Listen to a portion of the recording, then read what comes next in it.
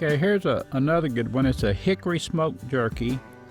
You use 8 pounds of your preferred meat, venison, lean beef, turkey, chicken, whatever your choice.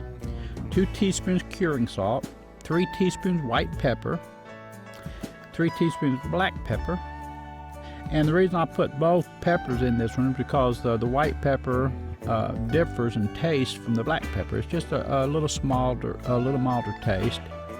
We want to add 10 teaspoons of hickory flavored liquid smoke.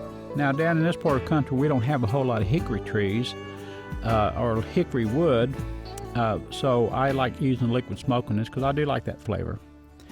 8 tablespoons of regular table salt, 6 teaspoons ground yellow mustard seed, 5 cups of water, and 3 teaspoons of cardamom.